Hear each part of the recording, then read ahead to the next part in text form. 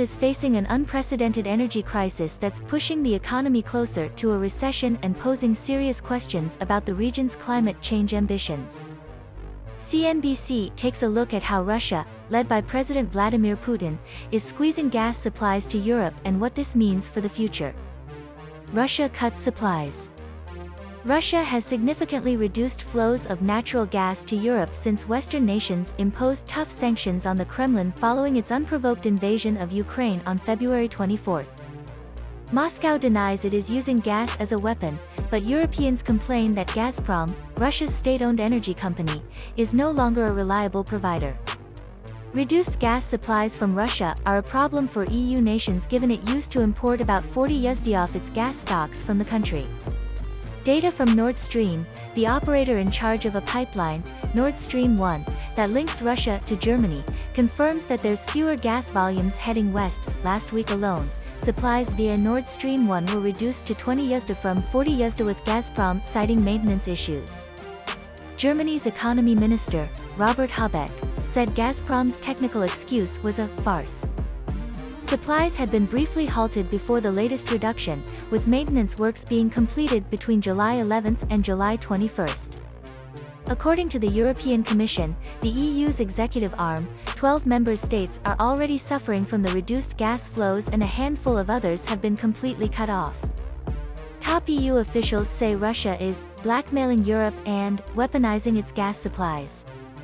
Moscow has repeatedly denied the accusations. We have to be ready, there might be full disruption in near future, and that means that we need to have a plan in place, Kadri Simpson, Europe's energy commissioner, told CNBC last week. European leaders are concerned about a complete shutdown in supplies, particularly because many industries use the commodity as a raw material in their manufacturing process. In this context, there have been efforts to seek alternative suppliers and different sources of energy. However, this transition is a difficult task that's impossible to be done in a short time frame. The Commission has asked EU nations to have a minimum storage target of 80 USD by November. In June, gas filling levels were just over 56%, according to the same institution. Natural gas prices soar. Natural gas prices have risen dramatically in the wake of Russia's invasion of Ukraine and even beforehand when Russia started to tighten flows. There's renewed price pressures every time Russia decreases its supplies to Europe given how important the commodity is for several sectors and given the lack of alternatives to Russian fossil fuels.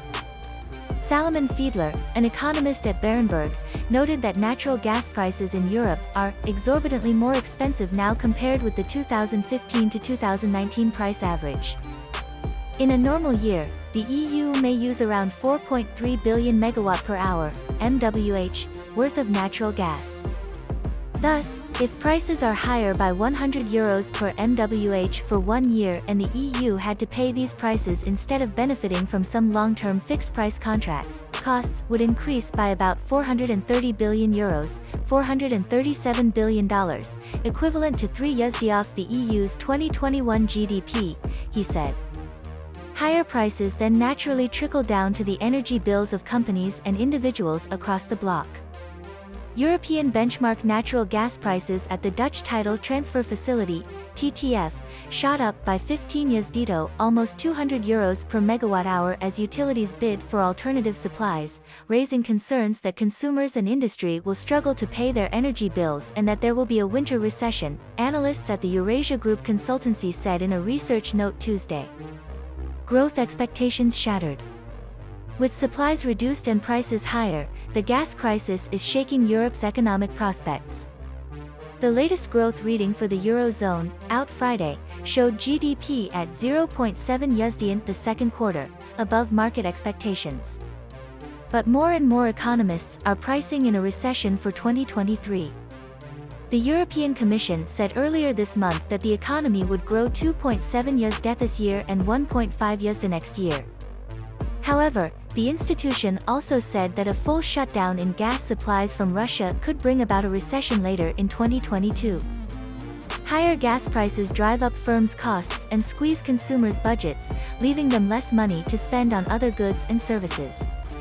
As a result, we expect the Eurozone to fall into recession this autumn at still high inflation, Fiedler said.